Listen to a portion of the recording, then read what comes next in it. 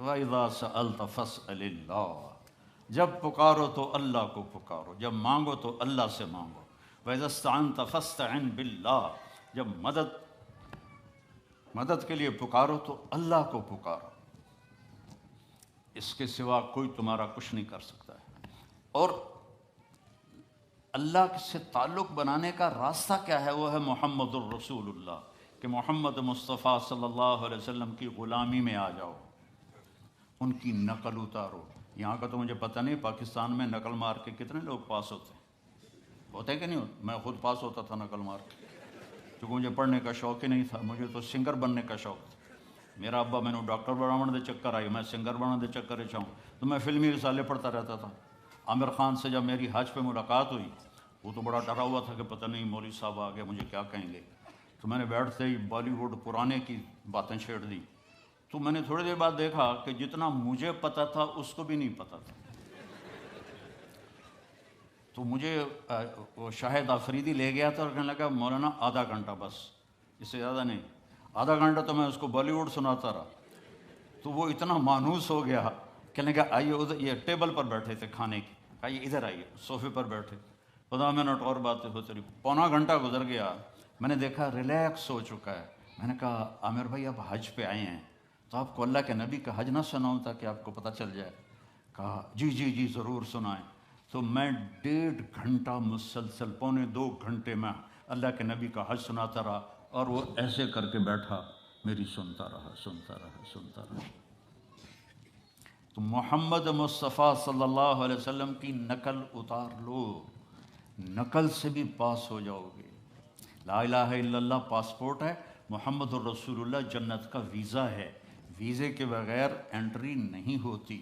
ادھر جنت کا ویزا ملے بغیر جنت میں نہیں جا سکتے، اور جنت کا ویزا ہے محمد الرسول اللہ۔ میرے نبی کی مبارک زندگی کو اپنا لو، میرے نبی کی زندگی کی نقل اتار لو، اپنی زندگی میں سچ کو لاؤ، سچ بولو، جھوٹ نہ بولو۔ ہمارے ملک میں تو بہت جھوٹ بولا جاتا ہے، یہاں کم ہے، لیکن چونکہ اپنے ہی لوگ ہیں تو پتہ نہیں کی 2 نمبری کیوں۔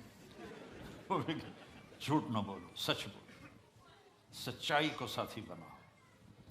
نمبر 2 پر کسی کو دھوکہ نہ دو۔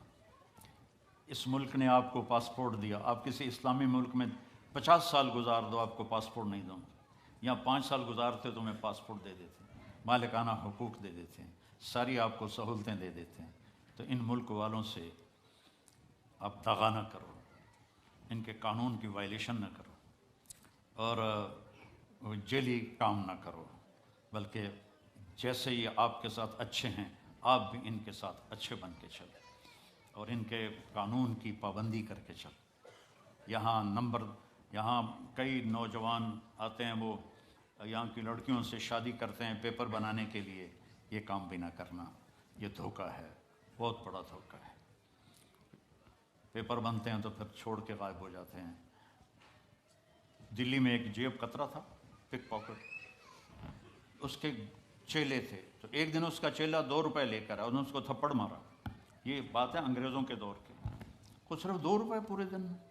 کہا استاد آج ایک بڑی موٹی جیب کاٹی تھی، ایک انگریز کی جیب کاٹی تھی، لیکن 2 قدم چلا تو مجھے خیال آیا کہ قیامت کے دن عیسیٰ علیہ السلام نے اگر میرے نبی کو تانا دے دیا، گلہ دے دیا کہ آپ کے امتی نے میرے امتی کی جیب کاٹی، تو میرے نبی کو شرمندہ ہونا پڑے گا، تو میں نے جا کے اس کو واپس کر دیا، 2 روپے اپنے دیکھے کھا کے لے آیا۔